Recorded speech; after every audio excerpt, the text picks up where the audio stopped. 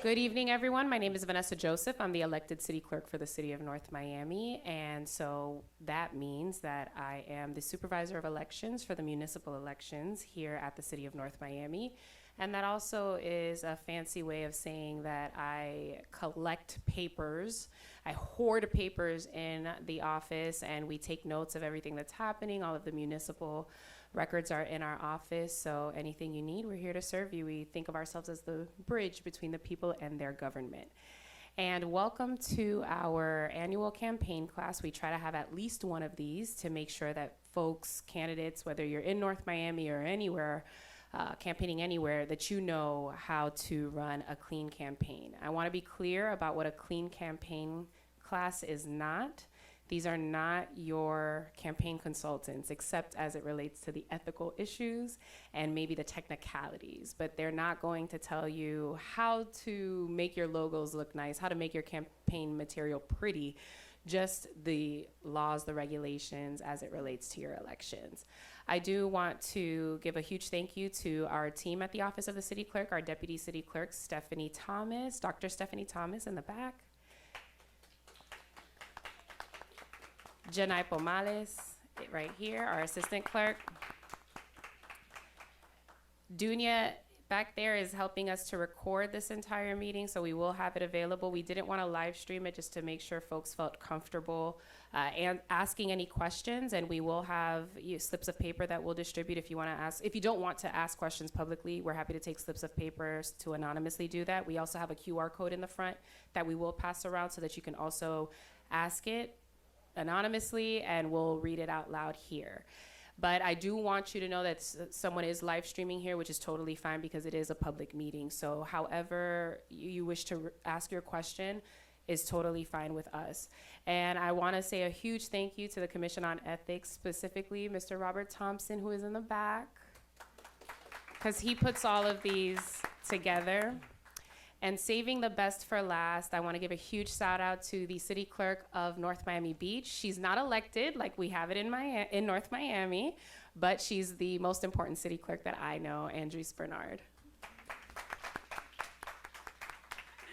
So at this time, I will turn it over to the Department of Elections to get us started on your clean campaign class. I hope you enjoy it.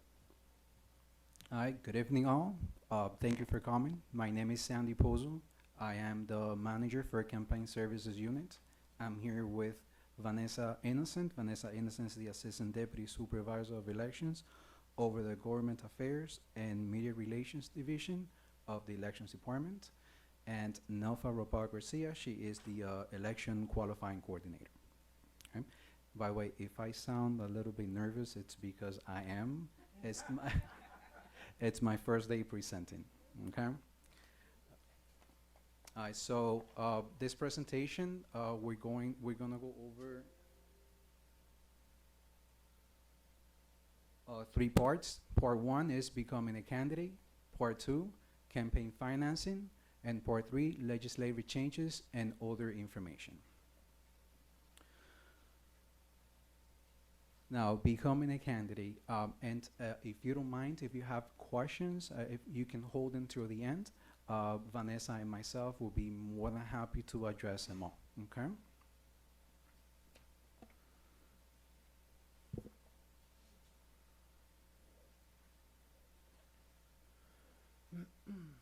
So I do want to mention that this presentation is more geared towards county candidates, treasurers, and campaign managers. But if you are interested in the matter, you're running for any office or thinking of, you will benefit from the information that we'll present here tonight. I want to mention that each candidate is responsible for following the specific laws relating to their candidacy. Now, county candidates, we encourage them to log into our website to download the candidate qualifying handbook. This has all the information and forms, like packages with required form and all the information required if you choose to run for any of the county offices. For municipal candidates, you obtain all qualifying documents, forms, and information from the municipal clerk. Now, in the case of municipal candidates, the municipal clerk will be your qualifying officer. The state recently updated forms for candidates, filing forms, and qualifying forms. You can have access to those forms we have on our website, Miami-Dade County Elections Department. Under the candidate section, we have a link that shows a compilation of forms. We have all updated forms. Now, also, if you look into the Florida Division of Elections, their website, you can also have or see all updated forms.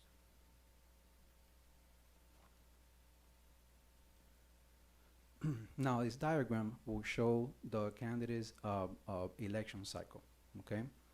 Now, we do advise candidates that if you are thinking of running, do try not to advertise, put up flyers or billboards until you announce with either the elections department or the municipality. So when you start, you have to submit your qualifying documents.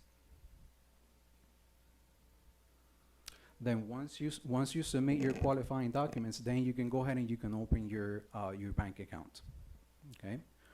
Once you open your bank account and you file with the elections department or the municipality, in case the elections department, you're gonna get an acknowledgement letter from us. The letter also has enclosed the schedule of to report your financial your treasurer's report. Financial report.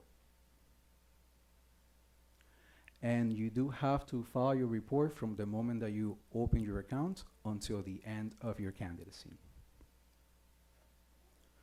Now, once you file reports, once you file with us, you announce, you get your bank account, you start filing the reports.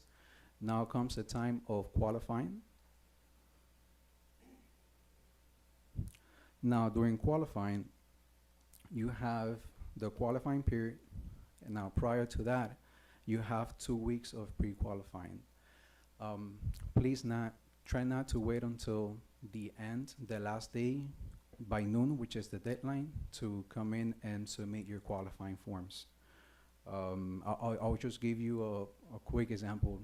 During the 2022 election cycle, we had a candidate that walked in 15 minutes prior to the noon deadline.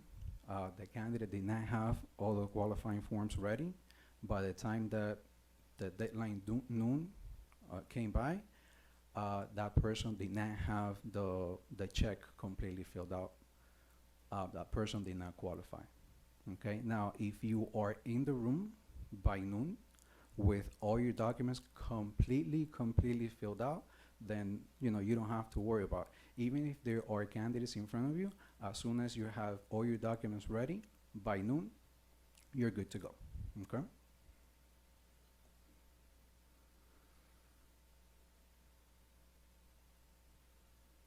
Now, at the end of qualifying, we review all your filing documents and then we notify the candidate of the status. We have 3 outcomes. The first one, let's say that as I gave you guys the example, that you don't qualify because you didn't have your documents ready or you came in late, then you are notified. Now you're also required to submit a termination report, which is due 90 days after the last day of qualifying. In the case that you qualify unopposed, which means that no one else ran for the same office, so you were elected, just keep this in mind that your name is not going to show on the ballot. Okay, you're still required to submit the termination report, again, 90 days after the qualifying date. And the scenario that you do qualify, but more candidates qualify for the same seats, you're going to go into the election. Sometimes, and this is it depends on the office or the charter, you might go into a runoff election if none of the top vote getters get 50% plus 1 vote. Okay, now if you go to a runoff election, Again, you will be required to submit your termination report, which is 90 days after the the last the last election where your name appeared on the ballot. Now you also have to close your bank account at that moment. Okay.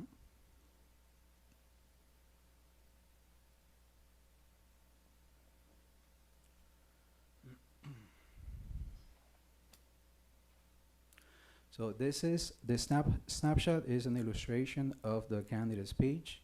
We encourage candidates to visit this page on regular basis. As we post important information, like for example, we post um, today's Clean Campaign seminar.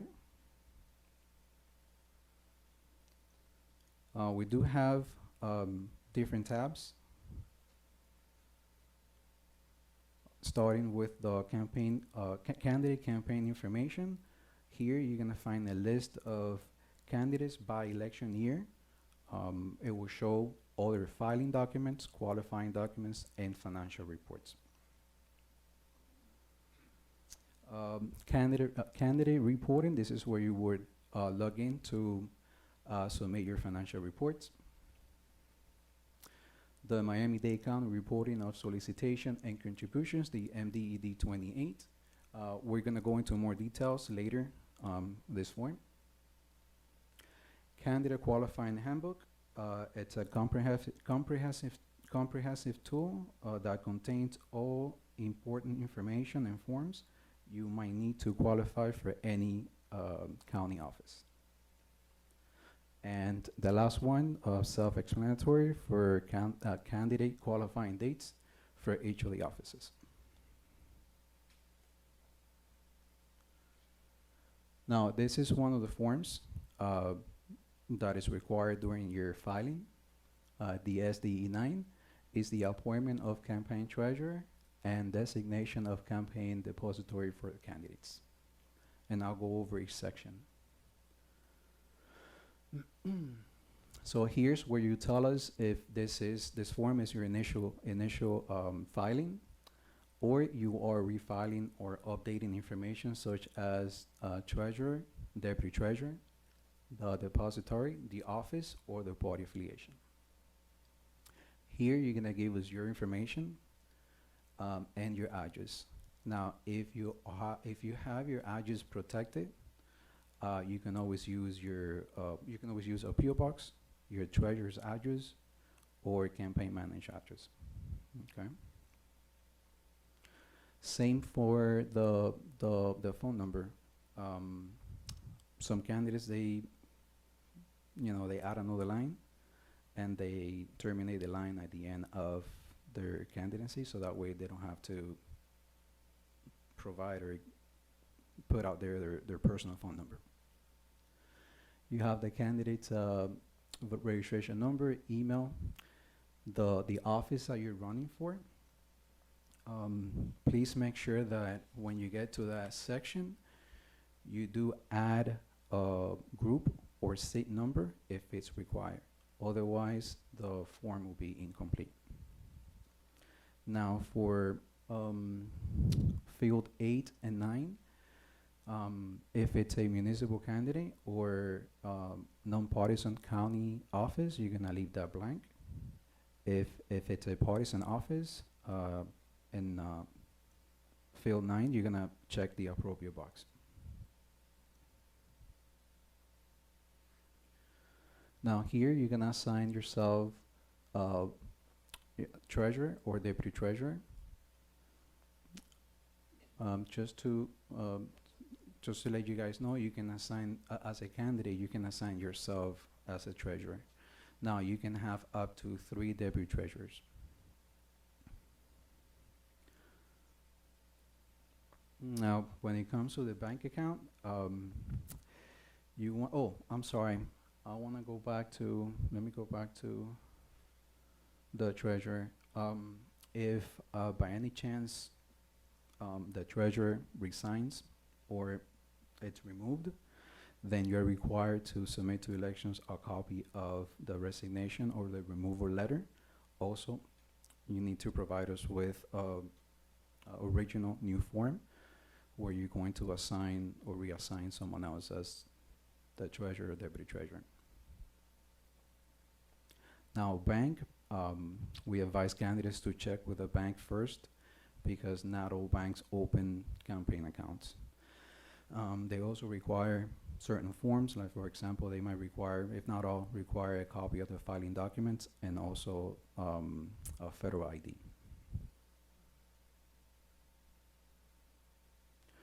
And just this is where you would sign as the candidate and your treasurer or deputy treasurer. And again, if you assign yourself as a treasurer, then you sign on both fields.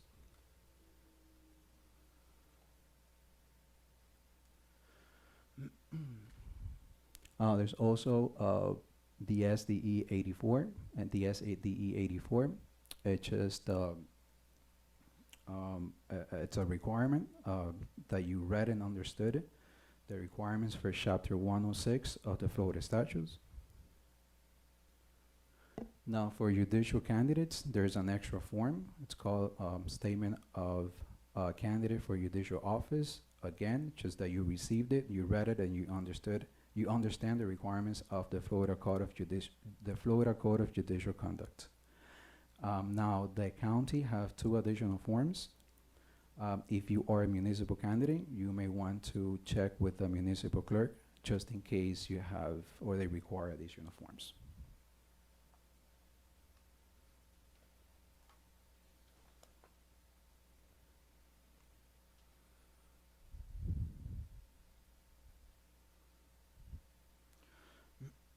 So as I previously mentioned, bank policies may vary across different financial institutions, but it is common for banks to request a copy of the initial filing documents and a federal identification number.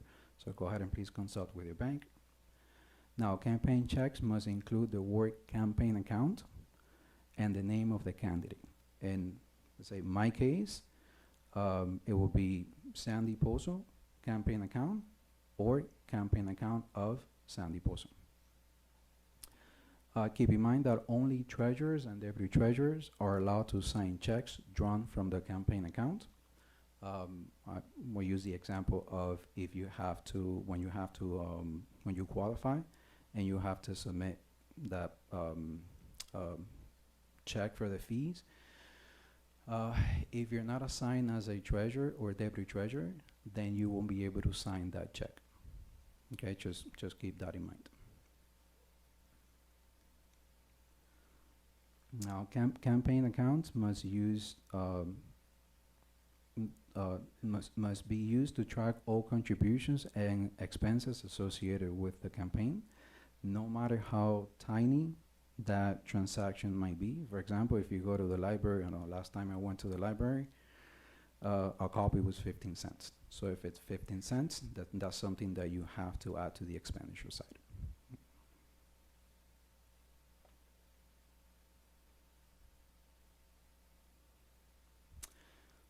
Now, a financial disclosure form covering the preceding tax year, it is required at the time of qualifying.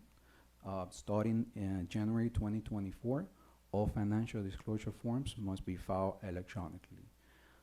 You must visit the Florida Commission of Ethics. You have to open an account. As I mentioned, a printed copy is required at the time of qualifying. And also, you don't want to wait until the end of qualifying, just in case you run into a situation that you have to correct something, or it doesn't, the system is not, or the website is not working. You don't want to wait until the end of qualifying.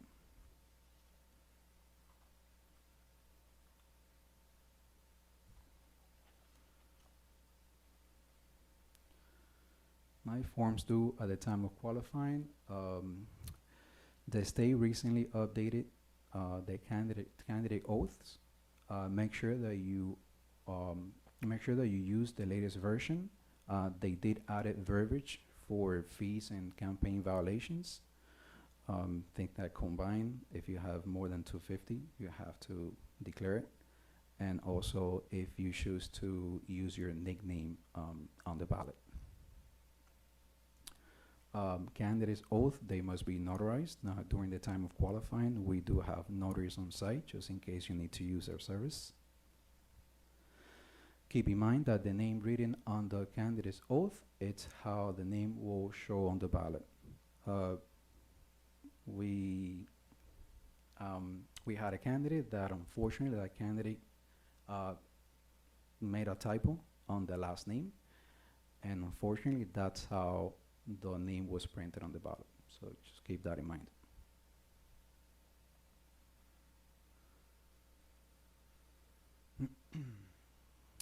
A candidate might qualify by petitions, by qualifying fee, or a combination of both in some municipalities. It depends on the office.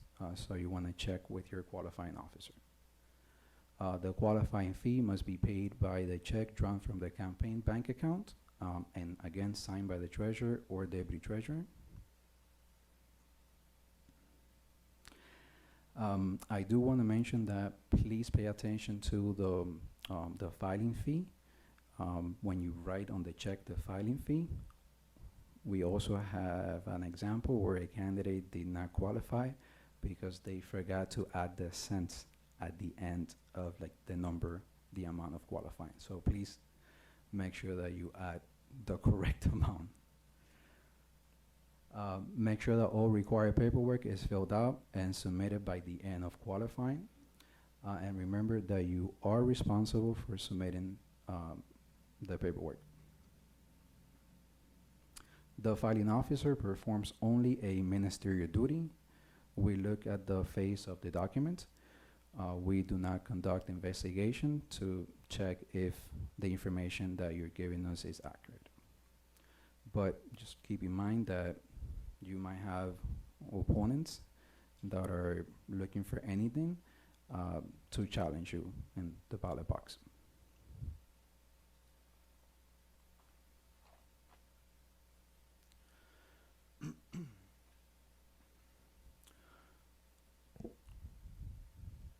So the name and the position number or the punch number, it's assigned by the elections department. It's assigned at the end of qualifying where the master ballot is finalized. Candidates might obtain their number from the elections department website as soon as it's available.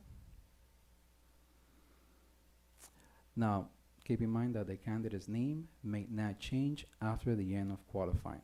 Now, prior to the end of qualifying, if you find a mistake, you can always submit the filing documents and qualifying documents again, as long as it's prior to the end of qualifying.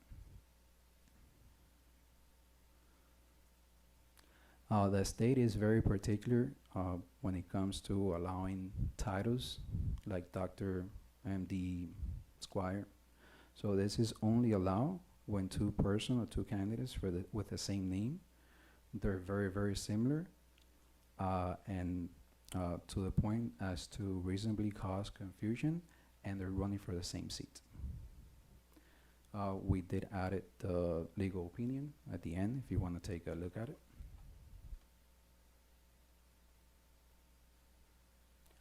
Now, part 2, it's campaign financing. Again, once you announce, you will be receiving the reporting schedule. It is up to you to follow that reporting schedule.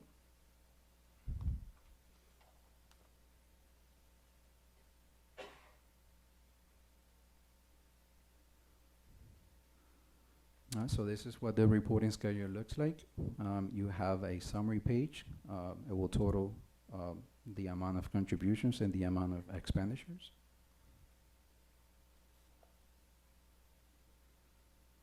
Now, when you report, make sure that the report falls within the time period covered by the report. I'll give you an example. Our next due report is April 10th. This report covers from January 1st through March 31st. So hypothetically, if you received a contribution today, then that contribution or expenditure should not be on that report. Because again, it will only cover from January 1st to March 31st. Um, it must have complete itemized information, including the date,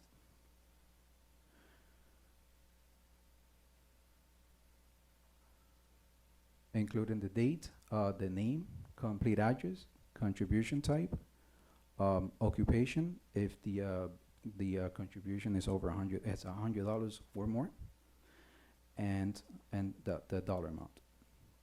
Now, keep in mind that occupations such as salesperson, businessman, businesswoman, salesman, they're not allowed. You gotta be a little bit more specific. For example, car salesperson or owner of ABC shop. Okay. The maximum cash contribution per election is $50. Now keep in mind that a cashier check is also considered cash. What I mean by that is if I give you, and by the way, it's per election cycle. So let's say you go into a runoff, then that person can contribute another $1,000 again, okay? But if I give you $1,000 for, let's say, an election cycle, I give you $50 today, I cannot give you $1,000 tomorrow. And if I give you $50 cash today, I cannot give you $1,000 tomorrow. I can give you 950, and it has to be a check. Make sense?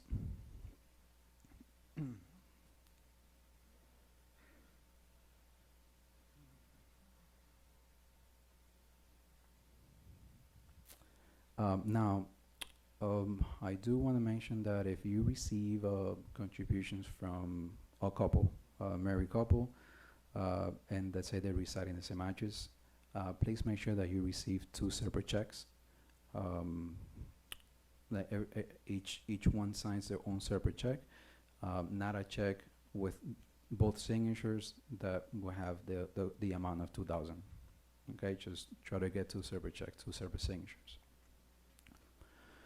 Contribution limits to a candidate is $1,000 per election.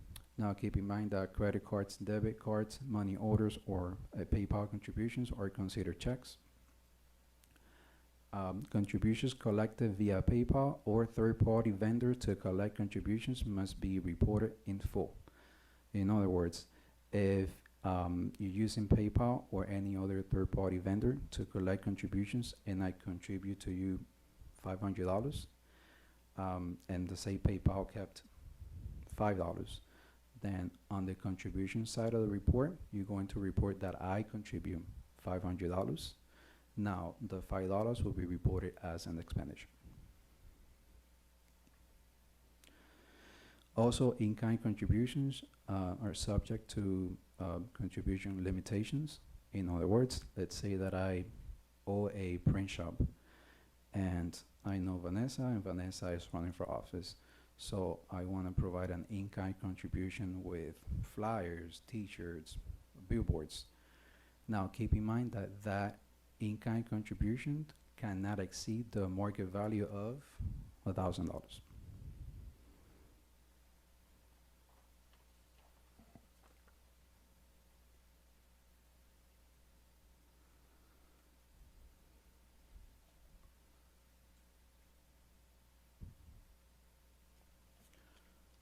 Alright, so this is how the itemized expenditure looks like. It's very similar to the contribution.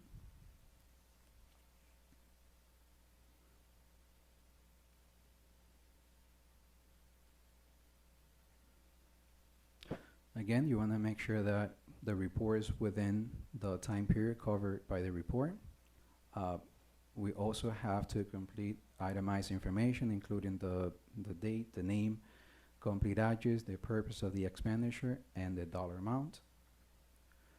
Now, I'm going to read it and explain the reimbursement from campaign accounts. It's allowed directly to an individual organizations that has occurred approved expenses on behalf of the campaign, but you have to include the name, the address, and the specific purpose.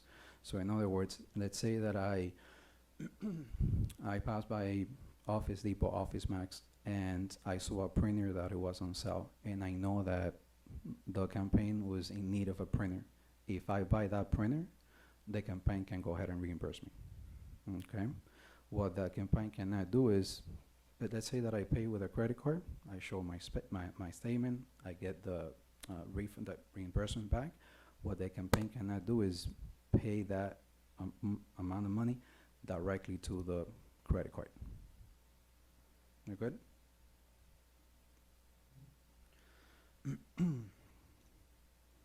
Now, campaign workers should be paid with a campaign check, and each campaign workers paid should be itemized. On the expenditure side, when you report, let's say that you're paying, I'll use an example, 5 campaign workers $100.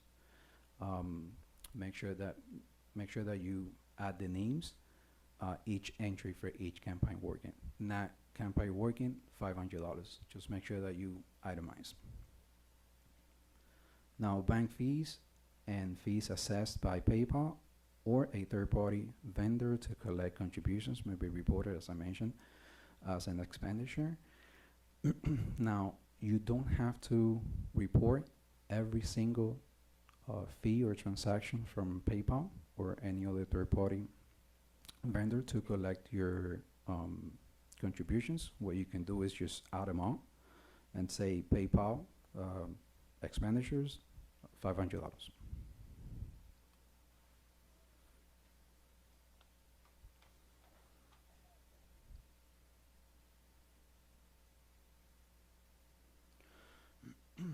So the itemized contributions form is used to report contributions of goods or services contributed to a candidate in direct expenditures and reimbursements. This is how it's illustrated here. As you can see on the itemized expenditures, I pay ABC, I pay my manager for marketing material. Now in the itemized contributions, you see how it shows how the money was spent. If you add all the quantities, it adds up to the $500.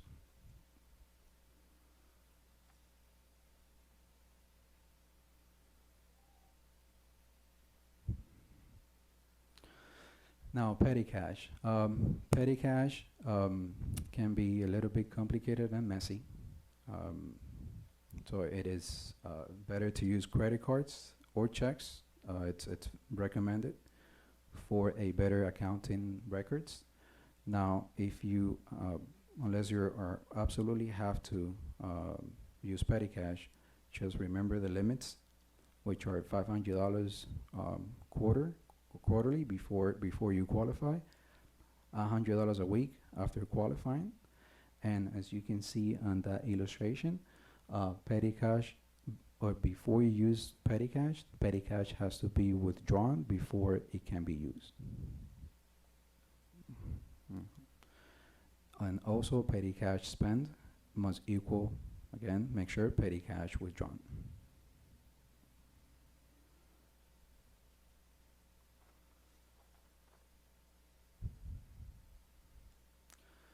Submitting reports, campaign treasurer's report must file with a qualifying officer as prescribed in the reporting schedule. All contributions received and all expenditures made must be included in the corresponding report. Now, DSDE 87, which is waiver of report, if you're gonna, okay, so even if you don't have any activities when it comes to contributions or expenditures, you still have to file a report. In this case, it's the DSDE 87, okay? Let's say that you receive contributions but no expenditures, then you file your regular report. So it's only in the case that you have no activity whatsoever. If the report's incomplete, you will have to file an amendment. So please try to review the report before you submit it. Say example as the salesperson,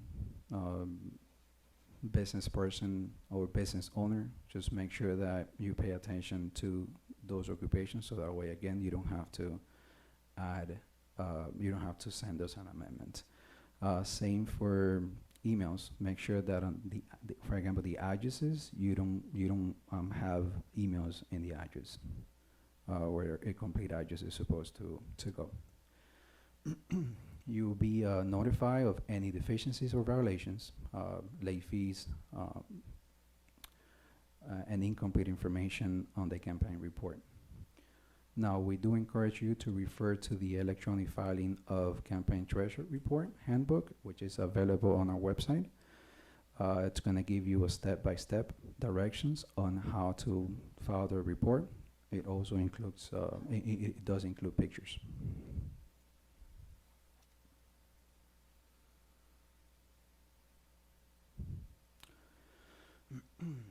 If a report is filed late, the fine will be assessed based on the date the completed report is submitted.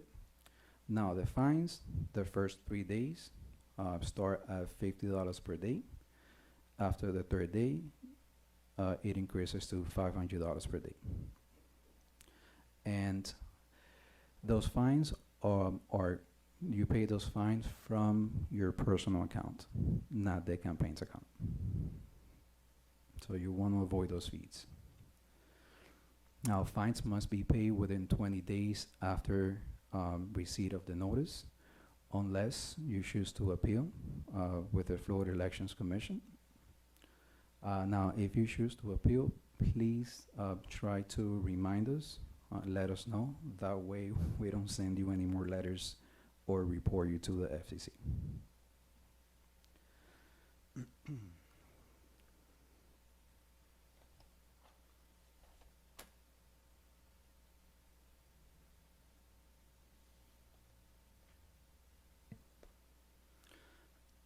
Now, for termination reports, total contributions to date and total expenditures to the date must be equal in the termination report. Just make sure that all checks have cleared and any residual funds are properly disposed before you close your account.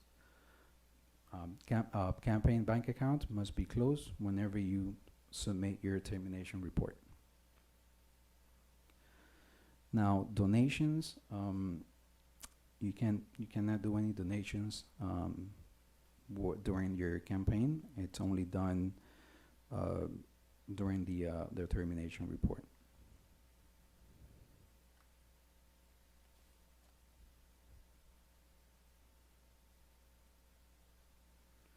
Additional reporting requirements, that's the MDED 26. It's a disclosure for paid campaign workers, and this form also applies to municipal candidates. So in accordance with section 12-14.1 of the Code of Miami-Dade County, Florida, candidates running for the office of Miami-Dade County Mayor, Commissioners, and Community Council must file a separate campaign report to disclose the names of paid campaign workers engaged in vote-by-mail activities. Now, again, county candidates, you're going to file this report whenever you file your regular campaign finance reports. County candidates will report with the county, and municipal candidates with the municipal clerk. Now, there are also fees associated with this report if it's submitted late. Again, the first 3 days, $50. After that, $500 per day, not to exceed $5,000.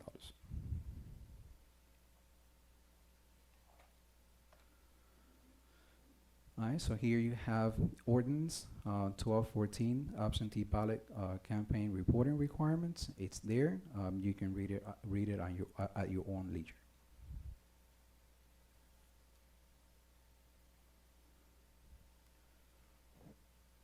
This is an example of the form NDED 26.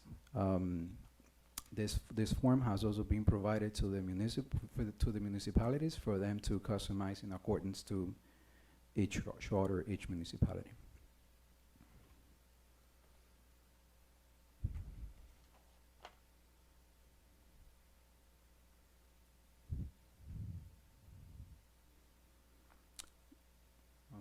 Now, since January 1st, 2017, Miami-Dade County and municipal elected officers and candidates must file Form MDED 28 to publicly disclose when they commence solicitation activities for political committees, electioneering communication organizations, political parties, and or organizations. Miami-Dade County elected officers and candidates must file this form with the Miami-Dade County Elections Department. Municipal candidates are to file this form with the municipal clerk. Now, again, there are also fees associated with this form. If it's submitted late the first time, you are gonna get a notice of violation. So it's a one-time warning. If you continue to submit this form late, then again, start $50 per day, the first 3 days, $500 after that, not to exceed $5,000. By the way, when it comes to the deadline to submit this form, weekdays and holidays are included in those 5 days. And also, I do want to mention that the fees, again, they come from your personal account, not the campaign account.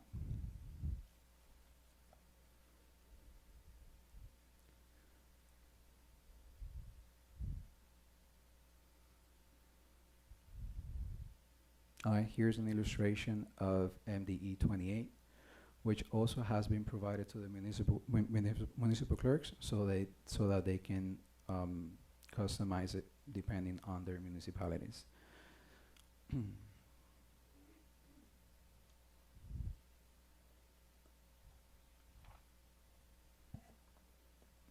Now, part 3, I'm going to give you important information. Senate Bill 7066. This bill became effective July 1st, 2019. It makes major provisions to this bill to include the restoration of voting rights of felons. It also changes the date for the primary election from 10 weeks to now 11 weeks prior to the general election, and also expands the no solicitation zone, which was previously 100 feet to now 150.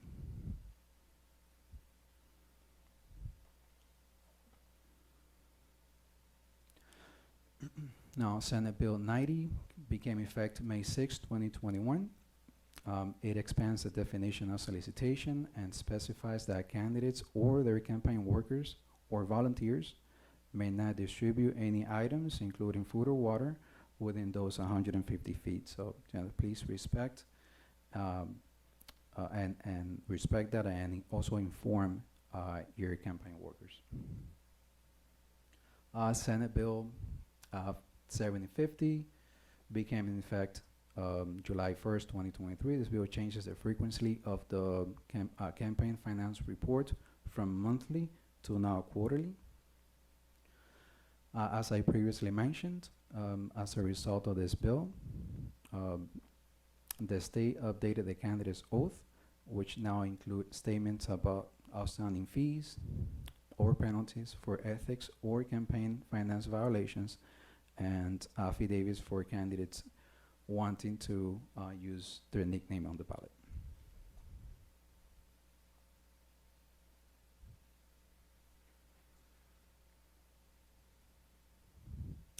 Now, I know that the state is very particular for about the language that you use on your campaign disclaimers. Any political advertisement, including those paid for and by a political party, must be approved in advance by the candidate and expressly state that the content on the advertisement was approved by the candidate, as well as who paid for the advertisement.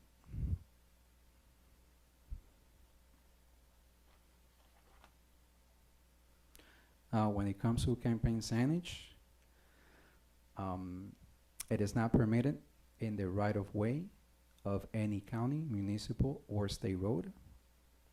Please, after the election, make your best effort to, and within reasonable amount of time, to remove uh, political campaign advertisement. And if you don't do so, then it will be removed and you will be fined for the amount of such removal or the cost of such removal. Contact information for enforcement, complaints, or any questions for unincorporated Miami-Dade County, please contact the Miami-Dade County Regulatory and Economic Resources Department. And for municipalities, you're gonna contact the municipal clerk for a specific municipal ordinance.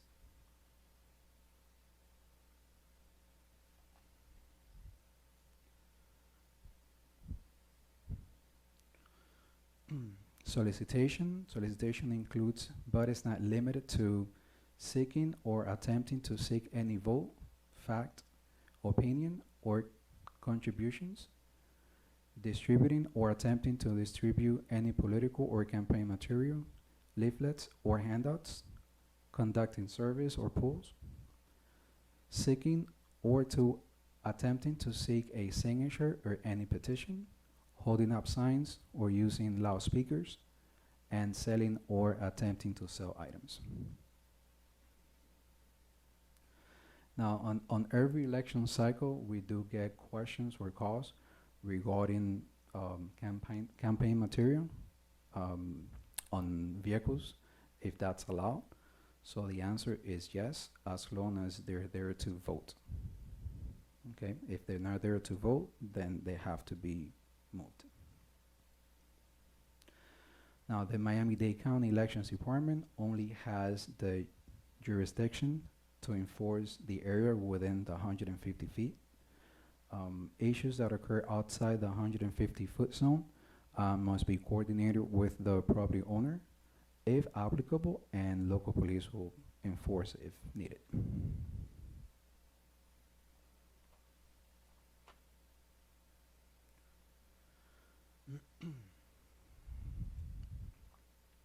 Only poll workers, poll watchers, and voters of that voting location are allowed in the voting location. Poll workers and poll watchers are not permitted to wear any articles or personal apparel which identify them with any candidate, political party, or issues.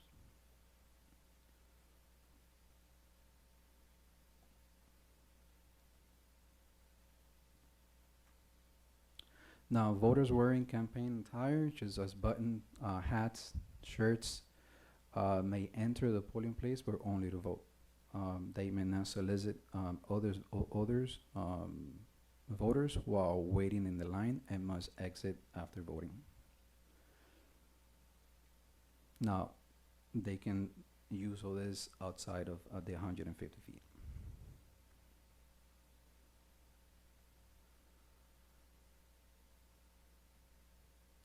The elections department does not have a policy to restrict bathroom uses. We use both public and private facilities conveniently located for voters. Now, if let's say that this is the polling place, and in order for anybody to gain access to the restroom, they have to walk through the polling place to get to the restroom, then the access will not be allowed.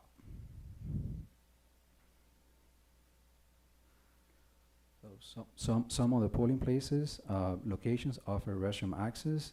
Now the use of the restroom at private facilities is up to the discretion of the landlord.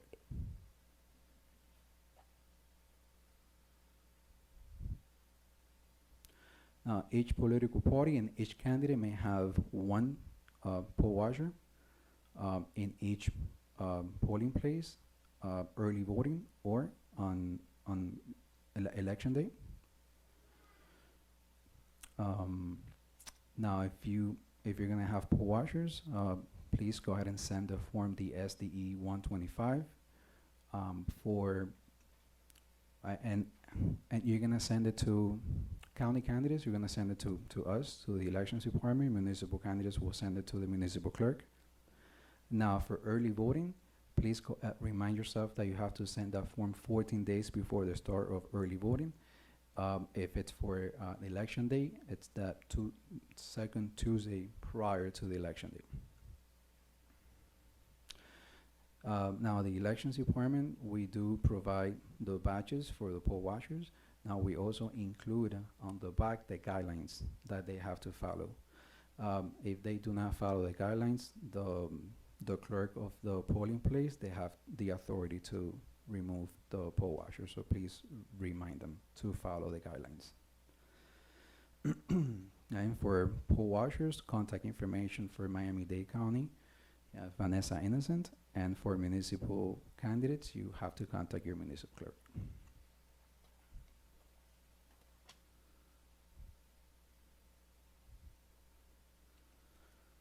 Okay, voting by mail is and continues to be a convenient and safe way to vote. We do have policies and procedures in place.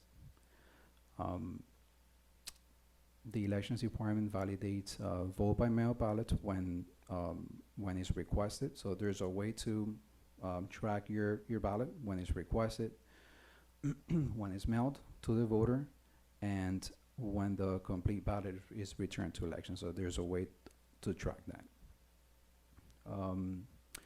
We do encourage voters to do their part to further protect their rights to vote by keeping their vote by mail ballot between themselves and the elections department, not giving their vote by mail ballots to anyone who is not authorized, making sure that the vote by mail ballot is properly signed before it's returned to before returning it to election, ensuring that the vote by mail ballot is received by the elections department by no later than 7 p.m. on election day, and try to maintain current signature on file with the elections department. So we try to reach out to voters. I know vote by mail does if they see that the image of the signature that we have on file has more than 5 years. Now, if you witness illegal or unethical activity, you're more than welcome to report it to the state attorney's office or the Miami-Dade Commission of Ethics Outline.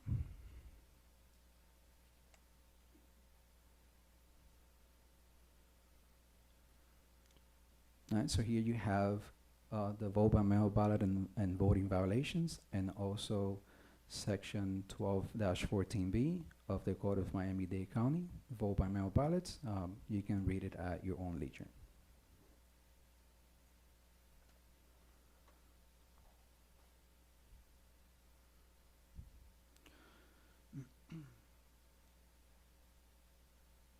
Now, the next two slides, we're gonna touch on a variety of recommendations.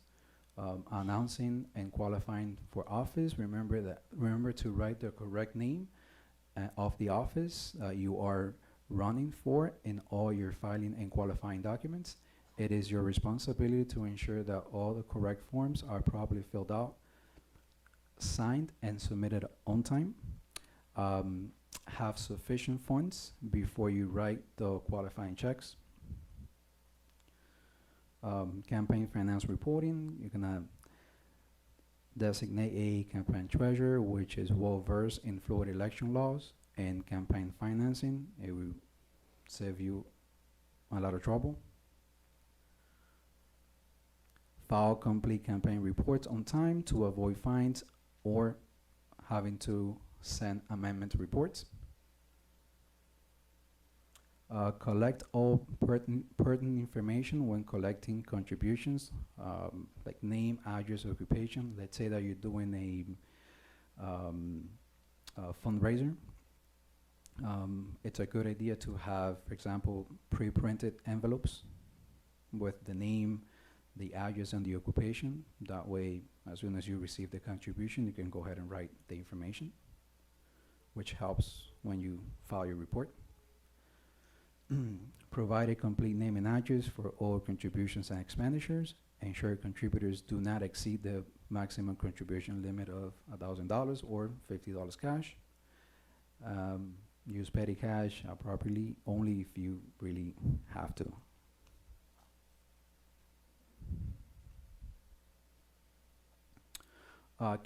Keep contact information on file with the qualifying officer current.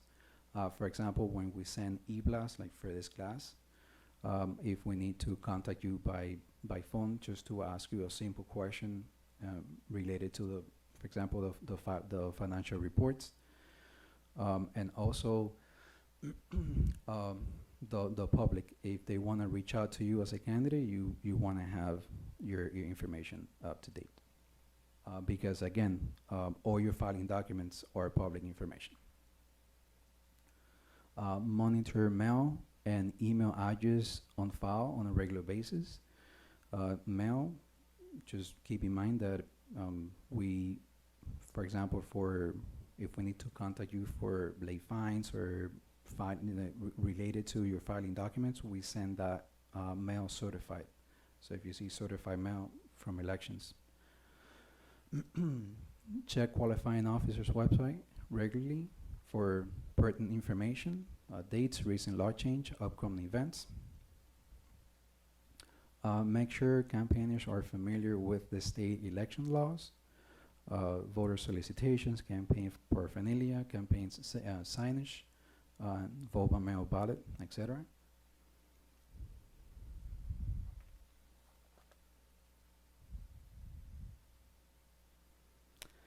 Now, here, the elections department does have a wealth of information for the candidates on their website. Election calendar, elected official list, go down the list, that help you for in your campaign.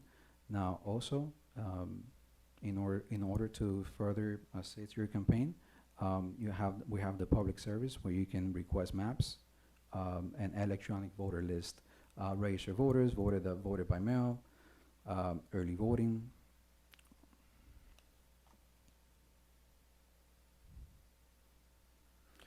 Now, elections resources on election day, on election night, results come in as early as 7:15 for the county and municipal elections. Also, the vote by mail results and early voting around 7:15 for the county. For the municipal, the same for vote by mail. Now, early voting, it's only applicable if the municipality requires early voting. And expect to have updates with the results every 30 minutes.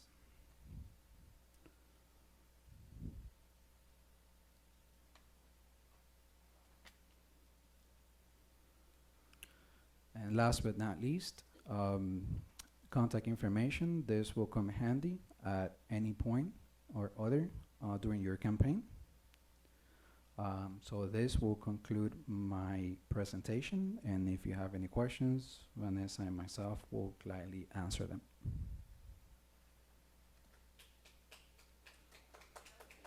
Thank you.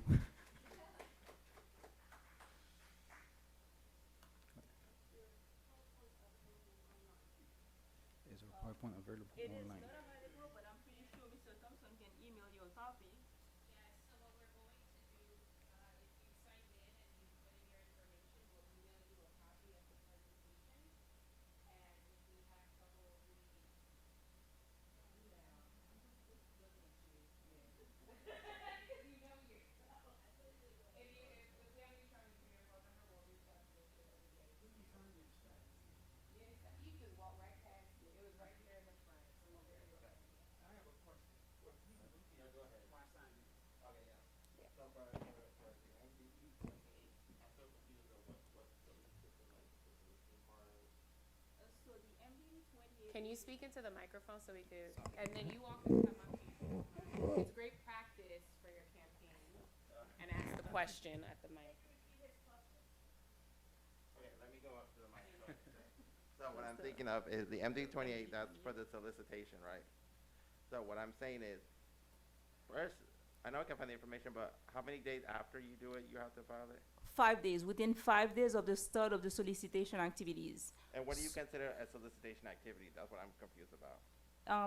We have a section where it talks about it. What's So that? if you are engaged in with any political party, any political committees or electioneering communication organization, then you have to disclose it.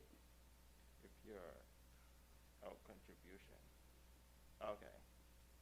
So you have 5 days to do so. Keep in mind that weekends and holidays are also included. Okay, weekend holidays included. Okay, thank you. You're very welcome. So again, this form applies to Miami-Dade County Mayor, Commissioner, Community Council, and also candidates for municipal offices. So the other county offices, like if you're a school board member or a judge, for example, that form doesn't apply to you for county candidates.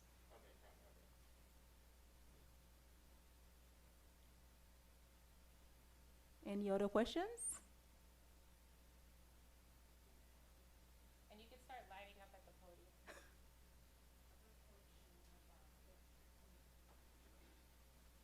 My question is about the protected addresses. You said that the treasurer or the manager can put their own address. So let's say that, for example, you're running for office, but you're a judge and your address is protected, or maybe you're a law enforcement officer, your address is protected. You probably don't want to put your address because everything you give us goes on the website.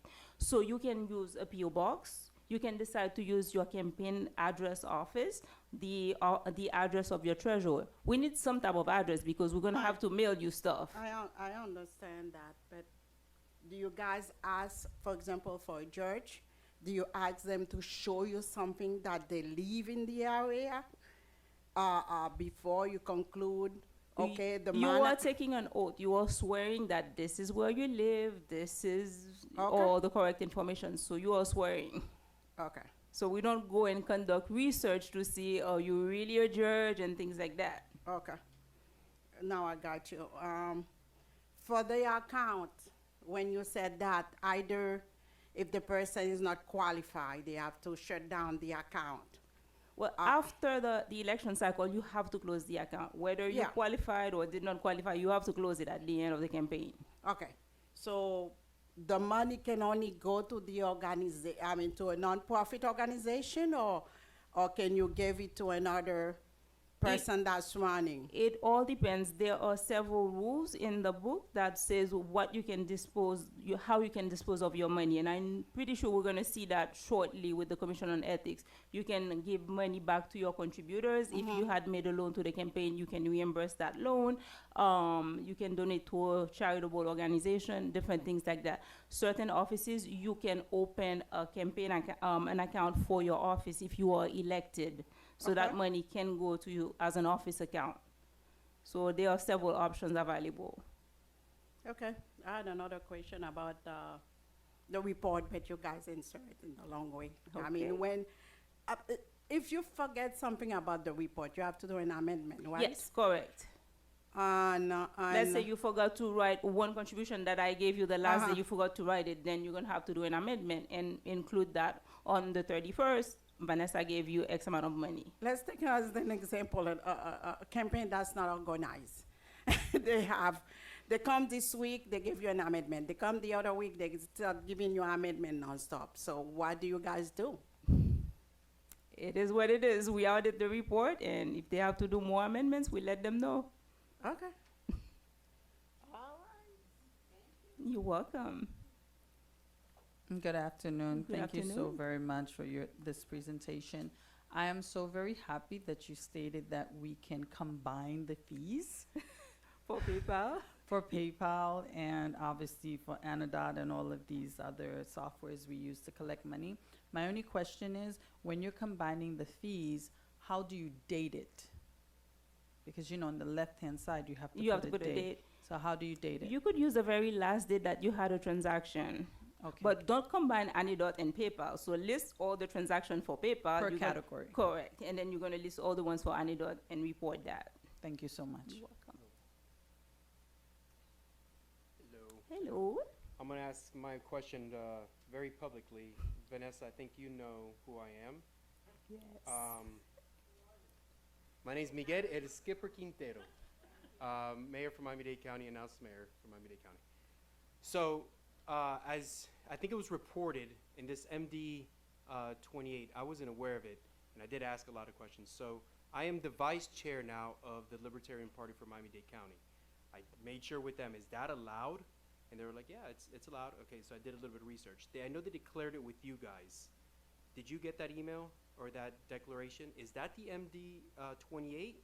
Or I'm gonna have to do that separately. I think I'm within the 5 days, but I might owe more. I don't think I've received anything from the Libertarian Party regarding this.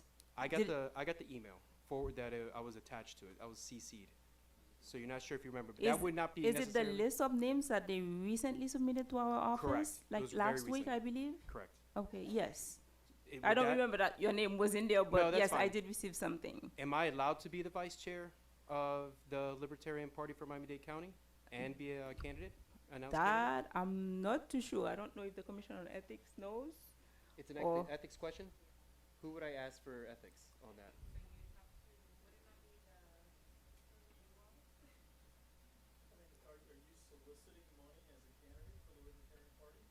No, not currently. I don't know if I'm allowed to. I told them I'm not doing anything until I have concrete evidence that I can do something.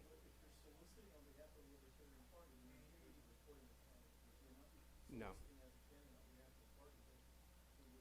No, because it's no party affiliate, right? I can't do it anyway. It's a non-partisan office, the Right, mayor. nonpartisan office. So I told them I'm not doing anything. I'm happy to be a part of that, and if they want to make me vice chair, that's great. So they did, and that's like awesome. Oh, okay. But ethically, I'm doing everything okay. Like I said, I'm very transparent. I'm very open. I have no clue what I'm doing here. Ethically, as far as you understand, I'm okay. I'm not soliciting money for the party. No, that's fine. Oh, it doesn't speak to that. Okay. But would I have to do the DSD 828 in that case? If you have solicitation activities for them, I would Okay. assume you would have to. And soliciting activities for them would be monetary. Mm-hmm. Okay. Yeah, I think I'm in the clear. Very good. Okay. Thank you. Any other questions?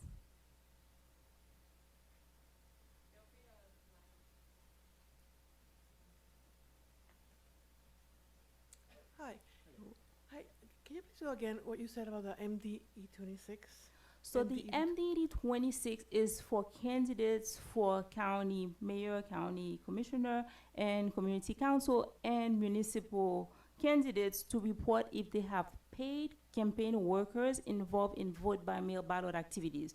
So if you're a candidate for any of those offices and you have 2 campaign workers in your team that are involved in vote by mail ballot activities, you have to disclose that. So you would disclose the name and address information for these 2 individuals. And this form is due at the same time as your regular campaign finance report.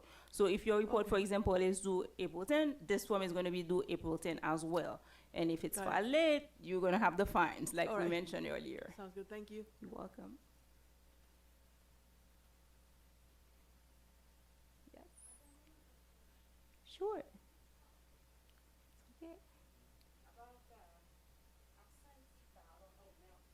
But, okay. They used to call absentee ballot, because it's usually a huge problem in our community, because as you can see, I represent the press, the media. I usually see, that's why I'm getting all this information, to make sure when they're talking to me, the candidate, that they know what are they talking about.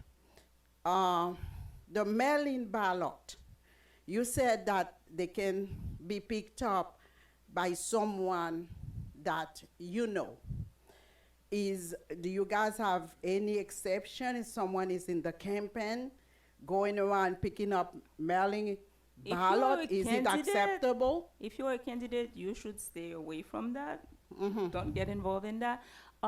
Yes, people can pick up for family members. There's like a list in the excerpt that we provided. You will see that list, and they can pick up for these individuals the Monday before the election and the day of the election, depending on their relationship. So it's Okay. listed in. I'm trying to see if friends can pick up for friends. So I'm not, I don't think that's I've what seen I know it's Friends. a delicate situation. Yeah, on the list, Because, I it mean, tells you we're trying specifically. to explain to the elders in our community the way to go by that. Because people are knocking on your door sometimes, and then they're asking you, they can help you out to fill out the ballot. Well, they And can then fill out the before- form, the Yeah. request form, that's fine, it's the ballot. I'm talking about the ballot. And then after that, they said, okay, if you undisposed, you cannot go to the mail, can I take your ballot to the post office for you?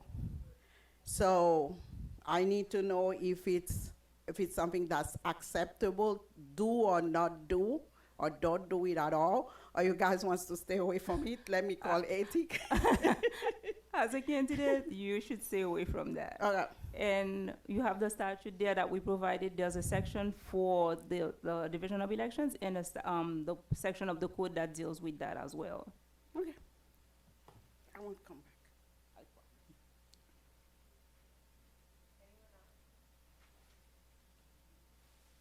Going once, twice? Okay. Well, we do have the QR code in case folks still have questions that you'd like to ask. So it's in the front, and Janai will be moving around with it. So feel free to, take the QR codes and bookmark the link. I do want to invite everyone to get a quick stretch break, maybe 5 minutes. We can come back at 7:23. Is that okay? Jose? Yeah? Okay, cool. So let's get a quick stretch break, a bathroom break. Bathroom is straight right outside to the left. And then we also have cookies. Please make sure you take a cookie. I cannot eat any more cookies today. There's also vegetables if you're into that kind of thing. So see you all back here at 7:23. All right, everyone. So now I'd like to welcome Commission on Ethics Executive Director Jose Arrojo. Thank you. So, I love all of my siblings equally, so the only reason it says North Miami Beach up there is because I thought I was going to be in North Miami Beach this evening as opposed to the all-American city of North Miami. So if I may, before I go into my presentation, there's two parts of my presentation. It'd be great if you stay for both parts. If you wanted to just stay for one part, that's fine. You can just email me later and ask me questions. The first part of it is just kind of, I've kind of gathered from past experience where you as a candidate can expect your opposing candidates to file complaints against you. So just some areas to watch out for so that you don't wind up on the wrong side of a complaint that may or may not be filed in good faith. And certainly so you don't wind up on the wrong side of a criminal investigation, right? So just some fact patterns that occur, that I see occurring over and over and over again. And then the second part of it, for those of you that are municipal candidates and county candidates, there's this thing called the Ethical Campaign Practices Ordinance, which applies to your elections, which a lot of folks don't know about. And it goes to communications that the campaign makes. And I'll talk to you about that a little briefly also. First off, so to go back to some of the candidates, some of the comments that my colleagues from the elections department made, I just want to reemphasize a couple of them because I think if you are candidates or you are working as campaign managers for candidates, it's very important.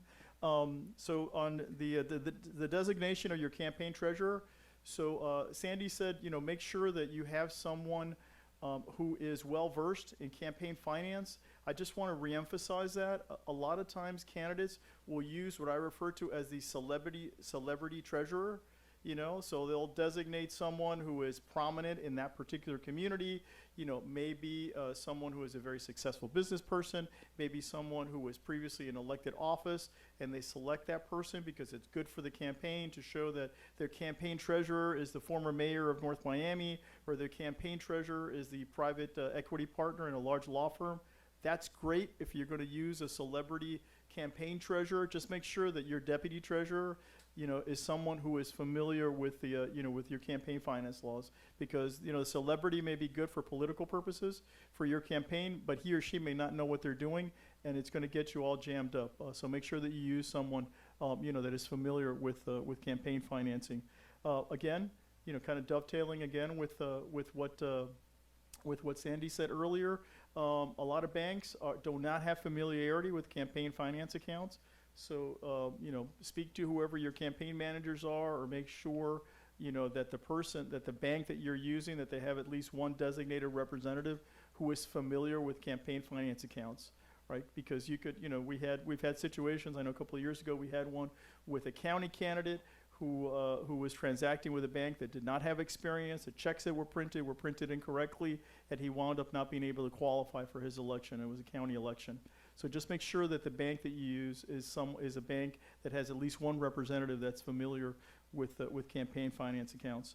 I'm a recovering prosecutor, so for those of you that are that are running for office, the statement of candidate says in big block letters, I am under oath saying that I am familiar with Chapter 106, right? Or if you're a judicial candidate, I am familiar with the rules of judicial conduct. That will be State's Exhibit 1 against you later on if you run afoul of the statute, right? Where you say, well, I'm sorry, it was a mistake, I didn't know. But just remember that you are swearing under oath that you're familiar with it. So if you're going to swear under oath that you're familiar with Chapter 106, or that you're familiar with the judicial rules of conduct, then make sure that you are, right, before you swear under oath. Also, just a practice tip, and again, I keep going back to what Mr. Pozo said earlier. If you're collecting checks, and I know that a lot of campaigns, still like to have campaign events because it's a good way to bring people in and take pictures with your supporters and post them on your websites and all that other good stuff.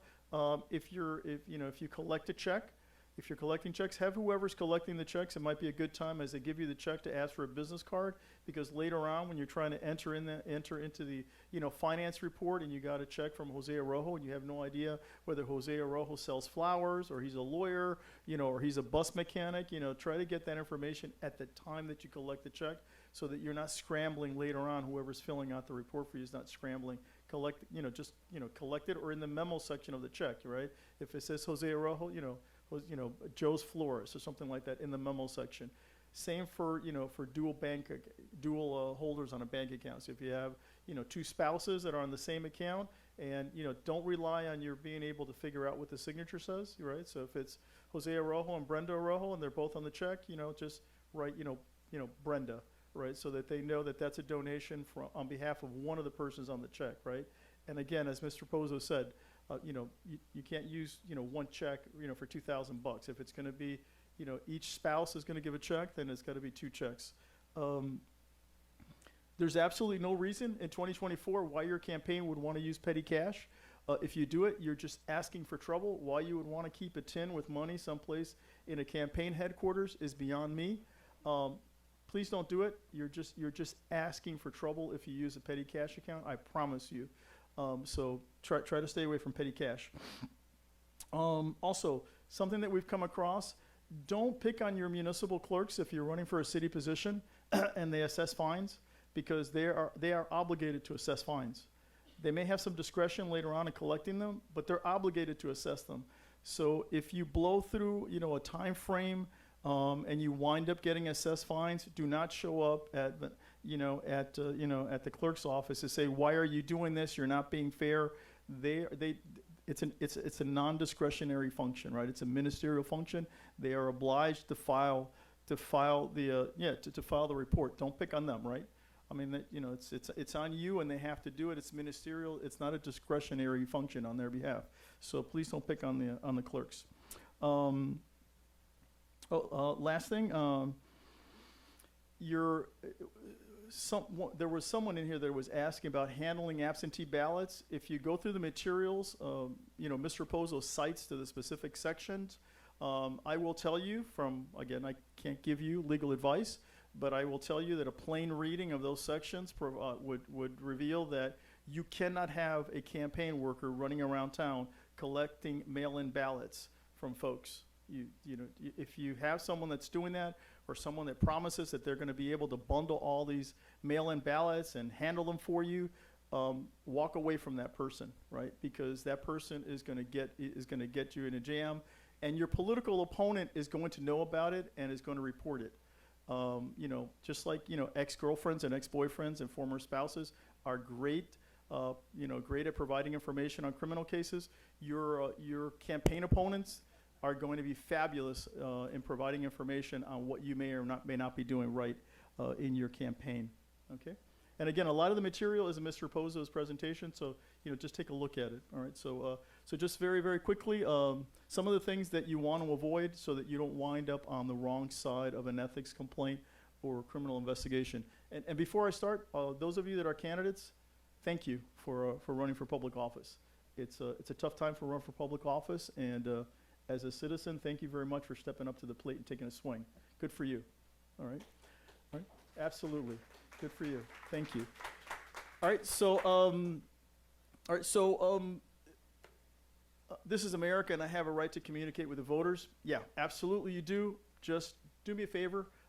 Be careful where you're communicating with the voters, right? One, particularly if you're an incumbent, right, or you're running for municipal office, remember that you may not use any municipal resources, right, as part of your campaign.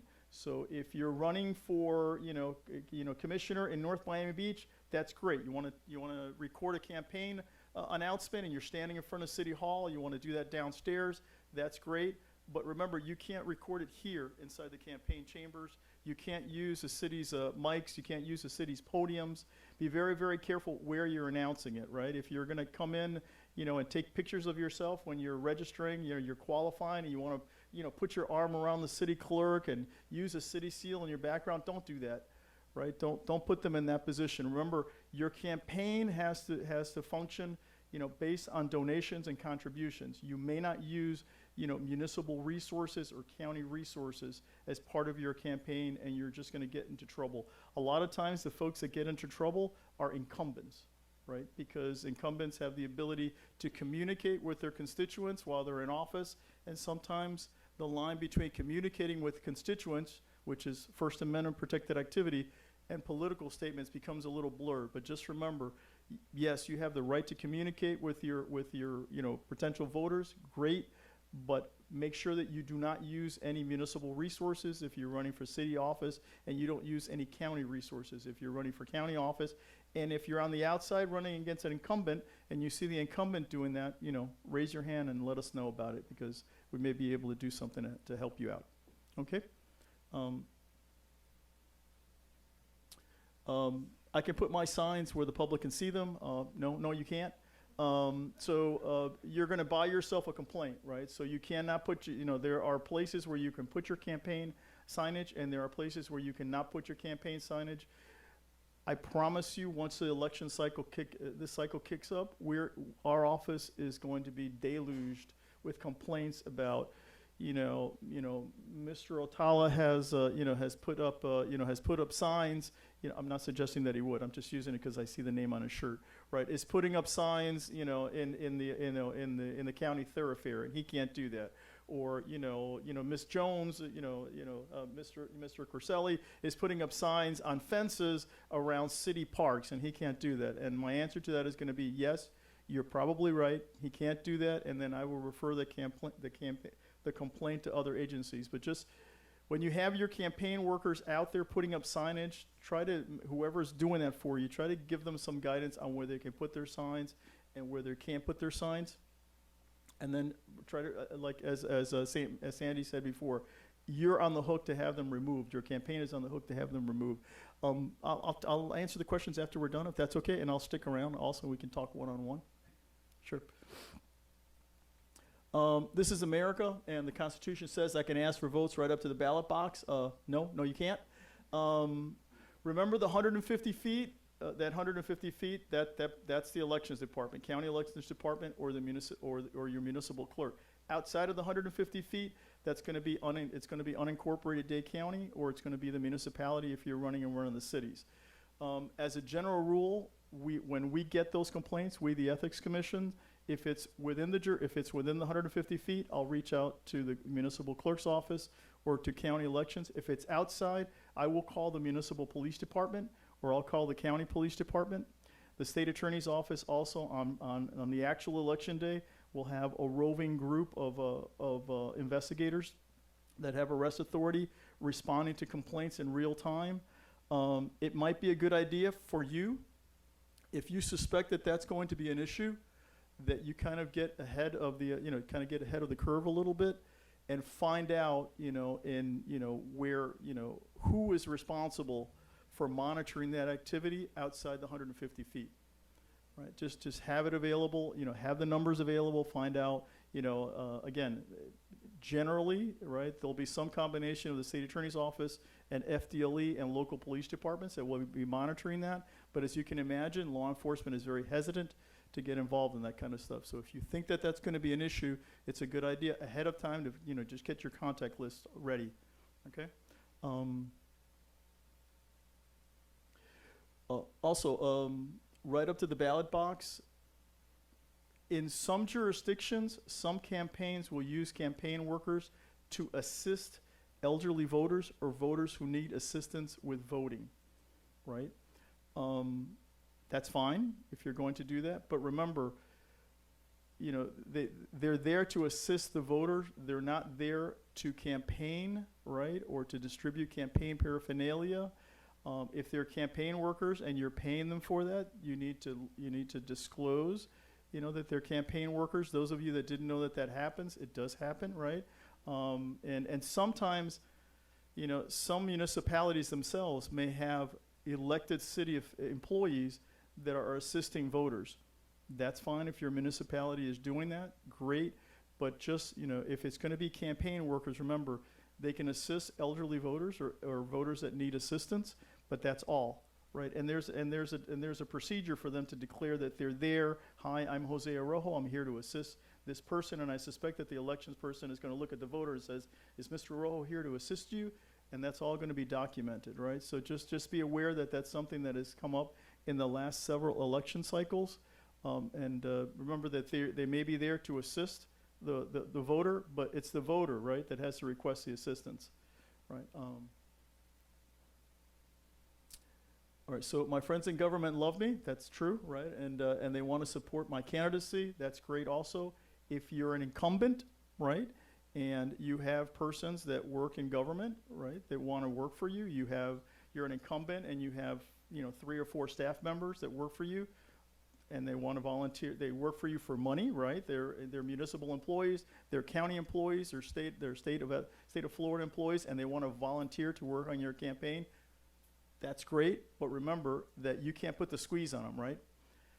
It certainly can't be something where you sit down with your staff if you're the incumbent and say, of course, I expect that all of you will be volunteering to work on my campaign, or else, right? So that if you do that, you're going to be violating state law and you're going to get yourself in a jam. So just be very, very careful about what direct or indirect suggestions you're giving to paid government employees to volunteer on your campaign, right? They can certainly do it, but they can't do it under threat of job action.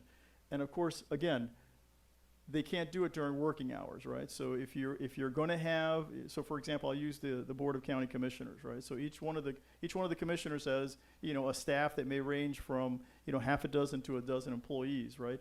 They can volunteer, to work on the commissioner's, re-election campaign. Clearly, they can't do it while they're on duty. They can't use any county resources to do it, right? Again, because the campaign has to run on, volunteer activities, volunteer monies or donated monies, but it can't run on public resources, right? All right. So my treasurer misplaced my paperwork. So just once again, if you're a candidate, don't be your own treasurer. Just don't do it. I mean, unless you're a CPA and you got plenty of time on your hands, don't do it. I don't care how smart you are. I don't care if you're a lawyer. I don't care if you're running for judge.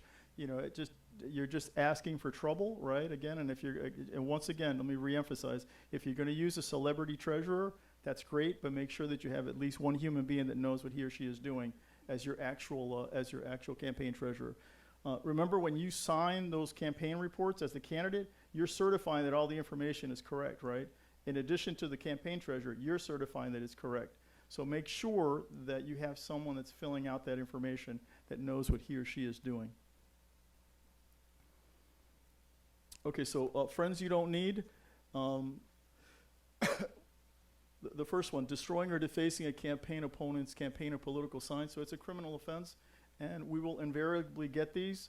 A campaign worker will call up and say, you know, I went by, you know, Ricky's Bakery and I put up all of my signs on the window and I came by 3 days later and somebody took down all my signs and now it's just my political opponent signs. Or, you know, I'm running for office in Medley and I put the sign up and now all of a sudden somebody came and put their big sign in front of my sign and now they can't see my sign and they tore my sign out. Or somebody's going around North Miami Beach tearing up all the campaign signs and throwing them on the side of the road. So first off, it's a criminal violation. If we get those, we'll report them to law enforcement. You might want to instruct your campaign workers, right? That, you know, that's great. I know that you love me. I know that it just like makes your blood boil to see someone else's name up there running for the office that was, you know, just made for me. That's great. But, you know, just give them some instruction because ultimately they're going to wind up, you know, they're going to wind up on the wrong side of a criminal investigation and it's going to reflect poorly on your campaign. And we will invariably get complaints like that that cross our desk, making promises you don't keep, you can't keep. Don't worry, if my guy gets elected, you've got a job, right? If my guy gets elected mayor, you're going to be the director of building and zoning. If my gal gets elected commissioner, you're going to be working on her staff. You're going to be doing constituent services. Don't worry, I got you covered. There's a great pension, insurance benefits. All you need to do is X, right? Please don't do that, and please instruct your campaign workers not to do that. A really good idea that I have seen very, very good and well-organized campaigns use, a technique, is up front at the beginning of your campaign, right? Gather your core team together, right? And print out an agenda of all of the things that you're going to go through, right? And then you as a candidate be there with whoever your primary campaign manager is going to be and your core team is going to be, and go over all the do's and don'ts, right? And keep those materials, right? Right? And you know, if you really want to do it right, have each one of the campaign workers just kind of check off that they, you know, that they understand and they got those materials. Because later on, when the criminal complaint is made or when the ethics complaint is made, you as a candidate can say, listen, you know what, the campaign worker may or may not have done this, a volunteer may or may not have done this, but I took responsibility for the campaign up front. I sat with them, I gave them all the information, we went through the training, I told the folks that are running the phone banks what they can say and what they can't say. I told the folks that were going to be, handling, solicitations or helping people request their mail-in ballots. I told them what they could do and then what they couldn't do. And we went through all of this as a candidate. I did that because I wanted to be out in front, right? So that way you protect yourself, I think, legally, and you also protect yourself politically, right? So that if something goes south with one of your campaign workers, you can tell them, the Miami Herald or, whoever it is that's asking you the questions is putting a mic in front of your mouth. No, not my campaign. As a matter of fact, I actually have records, at my campaign office on how we went through everything correctly, okay? Obviously, you can't pay people per vote. I shouldn't have to say that, but that still happens, right? People get paid for votes, and not only can you not pay them for votes with cash, right? You can't pay them with stuff either. So just be careful if you're giving people stuff as exchange for votes, right? You can give people lunches, you can do that kind of stuff at campaign events. You want to feed people, that's fine. But be very, very careful when it becomes close, it starts to become a quid pro quo, right? Where you're actually giving someone a specific benefit in exchange for their vote. All right. So I'm old, so I refer to mail-in ballots as ABs because that's what I called them when I was a younger man. I called them absentee ballots. I know they're mail-in ballots now, but they used to be ABs. No one should be handling mail-in ballots. All right, you can part of your campaign can be out to by mail or otherwise educate voters. You are able to vote by mail. The elections department wants you to vote by mail. It's, according to them, it's safe and it's a good way to do it. Avoid lines, that's wonderful. Here's how you request your mail-in ballot. Here's where you need to send it. All wonderful, right? Once that envelope is closed, no one in your campaign should be handling it, right? Read and take a look at the black letter law statements that were referenced in the elections department's campaign, right?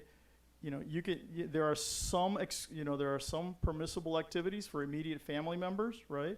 and a very, very limited number of mail-in ballots. But if someone comes to you and guarantees you, I can guarantee you, 15% of the votes, are going to be mail-in ballots, and I've got my own team out there, and we're going out there and we're collecting these ballots, and we're making sure that they're delivered. Take 5 steps back away from that person, and tell them, listen, no thanks, but I'm going to work with the next guy. I'm going to work with the next gal, right? There are persons who, in my opinion, are sometimes are less than credible, right? Who will promise these services, particularly in certain communities. In certain communities, for some reason, there's just like a flowering of these folks. It's like a cottage industry. Just be careful with them. No one should be handling handfuls of mail-in ballots, right? And if your political opponent sees someone handling handfuls of mail-in ballots, it's just going to be good. It's not going to be good for that person, okay, or for your campaign.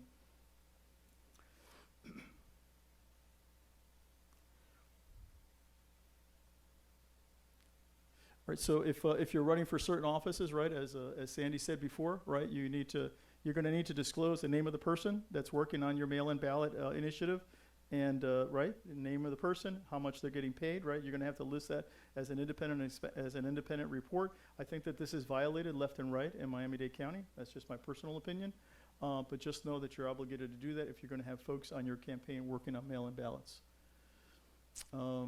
Okay, so campaign dollars, right? So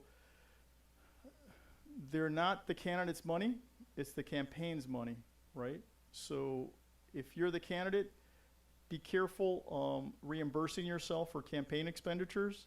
There's a way to do that, but you can't, as a candidate, reimburse yourself for day-to-day living expenditures, right? So, the money's for the campaign, it's not for day-to-day living expenditures. If your spouse is an accountant, or your spouse wants to work on your campaign and she's going to take time off from work, that's great. You want to pay her, you want to pay, your daughter, your son, whatever, to work on the campaign, that's great. But it can't be used to offset daily living expenses. All right.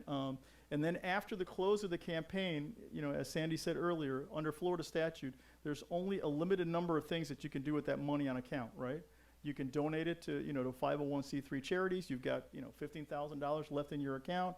You want to give, $5,000 to, Catholic Legal Services, $5,000 to Lutheran Legal Services, $5,000 to, autism awareness. That's great. You can do that, right? You can prorate it and give it back to the, to persons that contributed.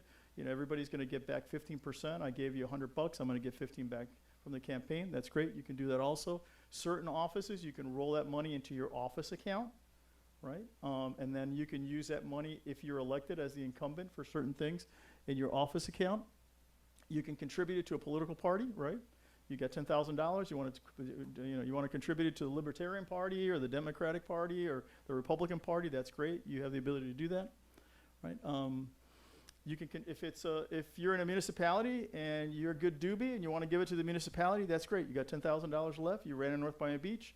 You want to donate it to North Miami Beach so they can improve their tot lot, or in North Miami, you want to donate it to their general fund. You can do that also. You can't use it to throw a party, right? So once the election is over, you can't have a party afterwards, right? Having a party is not something that you can do. So if you're going to have a party, make sure that it's an election watch party, so it's part of your campaign, right? So you want to rent a hall, and you want to have all of your supporters, come out to the Veterans of Foreign Wars Hall to watch the election results from the elections department. You got them up on a big screen every 30 minutes. You're like, yeah, we're doing good, we're winning. That's great. You can feed your campaign workers. You can rent out the hall because that's part of your campaign. It's your election night, your election night campaign function, right? But after the election is over, no parties, right? It's not one of the enumerated items that you can use residual, dollars left in your campaign on. Cash is king. No, it isn't. If someone insists on giving you money, I know it's tough as a candidate or as a campaign worker to say no and, put up the hand. But I am convinced that nothing good comes from cash in an election. If they can give you $100, they can write you a check for $100. They can give you their credit card, and they can take $100 out of their credit card. I would strongly suggest that you stay away from cash. Plus, the amounts are negligible, right? $500 per quarter for the entire campaign, right? I mean, it's not per person, right? Right? Yeah, yeah. So just again, I promise you, you are just asking for trouble if your campaign is handling greenbacks. All right, so I want to take a minute on this one because on straw contributors. So our local prosecutor's office rarely will file elections cases, but this is one area where they have filed them in the past, right? So be careful with I'm going to use the old-fashioned term with campaign bundlers, right? So, I show up at your event and it's just me and I hand you 15 checks, right? And I shake your hand and I want you to know that, yes, I donated $1,000, but I also have 15 other checks for $1,000. So I am responsible for $16,000 going to your campaign account or $30,000. That's great. I went out there, I solicited on your behalf, and I have all these checks that I'm giving you. That's great. You can do that, right? But be careful when I have a private business, Jose Arrojo, attorney at law, and I have 15 employees in my office, and I go to each one of my employees and I say, listen, I really think that you should donate. I want you to write a check for $500 made out to Vanessa Innocent, for supervisor of elections campaign, right? And don't worry, I'm going to reimburse you, next week. So it's no money out of your pocket. Just write the check for $500, and in your paycheck, I'll reimburse you. Okay, that's a felony, because what you're doing is you're saying that your front desk receptionist donated $500 to the Vanessa Innocent campaign, and that's what's going to be reported on our campaign. But no, she didn't. You donated $500, right? Because you're reimbursing the donor, right? So it's a misrepresentation as to who actually donated the money, and then you, who's paying back your employees, you're donating more than the permissible limits, right? So if you have a small business owner, right, and the small business owner, or you have a professional that runs his or her office and they show up and they're bundling donations, and a lot of the checks are from employees that work for them, and you think, well, I know this front desk person because I've been to that floral shop, and there's no way that she's got $1,000 that she's going to donate to my campaign.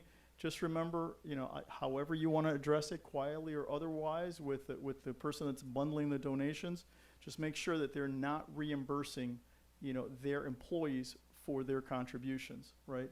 Because that is one of the areas where the state attorney's office, the local state attorney's office, has filed. All right. Oh, also, so one other thing, you as the candidate, you can loan your campaign money, right? So you want to scare away candidates, and you open your campaign account and you loan yourself $100,000. That's great. That's the first $100,000. Now you can also, pay yourself back with the $100,000 that's left in your campaign, so you're not out of it, right? But that's your money, right? That's your money. So kind of similar to the straw donor. You can't go to, your best friend or your mom or your boyfriend, or your girlfriend and say, hey, listen, loan me $100,000 and I'll pay you back. And then you take that $100,000, and as part of one continuous transaction, you show that as a loan from you to the account, because it's not a loan from you to the account. It's a loan from this other person that you didn't disclose to the account, right? And the same rules don't apply to that other person as apply to you. Right, and we actually had a case involving, regrettably, a judicial official a number of years ago, where those were the facts of the case. So you can loan money to your campaign, but you can't ask someone, you can't borrow money from this person and then show that as a loan from you to the campaign. Right, so just be careful with stuff like that. If you're going to loan the money, it's your money. It can't be somebody else's money that you're showing as a loan to yourself.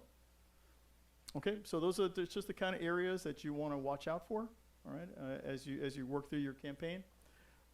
For those of you that are running for local office, right, and that would not include the new constitutional offices, right, the supervisor of elections or judicial office. But those of you that are running for county commissioner, county mayor, or municipal commissioner, council person, or municipal mayor, these rules apply to you. There's this thing in the county code that's called the Ethical Campaign Practices Ordinance, and there are mandatory rules, right? And what they really are limitations on your communications, right? Which seems kind of counterintuitive, right? It seems like it's, it's really freezing your First Amendment rights to say whatever the heck you want about your opponent. And, that's a fair argument. But what it really, it talks about knowing false statements made by you or by your campaign as regards your political opponent, right? And there's all sorts of fancy lawyer language in there that talks about with actual malice, make or cause to be made any untrue oral statement about another candidate or his or her staff which exposes the candidate to hatred, contempt, ridicule, or causes the candidate or staff to be shunned, right? And it's verbal and it's in writing, and we will, from time to time, have a complaint that's filed this way. So the only one that comes to mind, we had an election in one of our northern municipalities a couple of cycles ago, where one candidate was alleged to have said that the opposing candidate didn't live in the municipality, actually lived somewhere else.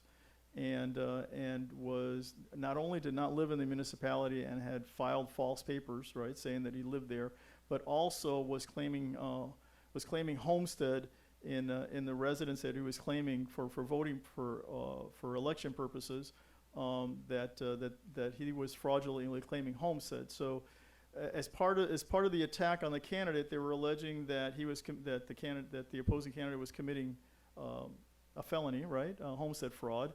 And homestead exemption fraud, and was also making false statements in his filing. So the suggestion was that the opposing candidate was committing criminal offenses, right? And so my board thought that fit under the language of the ordinance. So it's that kind of stuff, right? So before you or someone that's on your campaign is going to accuse your opponent of committing crimes, right? Of committing felony offenses, making false statements under oath, being a pedophile, whatever it is, that you're, just be careful before you make those statements, because what'll happen is someone will make the complaint against you, and if they're smart, they'll make the complaint within 50 days of the election date, because if they do it within 50 days of the election date, something magical happens under the local ordinance. I am then obligated to bring the complaint to a neutral party and to have an expedited hearing. So my office will retain a retired judge to come in and preside over the complaint. And you will be invited in, and the judge will hear testimony and will hear a presentation, and will do a mini expedited, bench trial. And your opponent will make sure that the media is there recording the whole thing, right? And then will report it as part of the campaign against you. And then the retired judge will also issue an order and is authorized to direct you and the campaign to take it back, and to assess costs and to assess all sorts of things. And then if you lose it, then your political opponent will make sure that it gets out that you were found to have violated local ordinance relating to false statements, and that a retired judge in good standing, as a matter of law, ruled that you violated the campaign and ordered you to take it back. And so you really want to be careful with the false claims, okay? Particularly if you're running up close to the election, because if you have someone that knows the rules better than you do, they will file a complaint, oftentimes for no other reason than to drag you and your campaign manager in front of a judge in a public forum and videotape the whole thing, and then make it part of their campaign against you. Okay, and the one that I'm thinking of actually I know that it went to full hearing. And I know that the judge did order the offending campaign, to make some public statements. So just be very, very careful with the mandatory rules. There are voluntary rules also if you really want to be a good doobie, right? And you want to agree to say only, not to attack your opponent, because of sexual orientation or gender or religion, or physical disability. That's voluntary. You can do that. I would encourage you to do that because it's my job to encourage you to do that.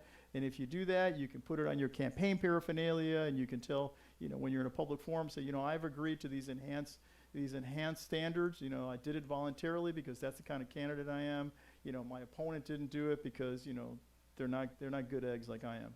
Okay? All right? And the local ordinance is enforced by my board, which is an independent board. It's apolitical. It's not appointed by any elected officials. And we talked about the expedited neutral hearing officer, which you really, really, really want to avoid. Okay? That's it. Fast and easy. All right.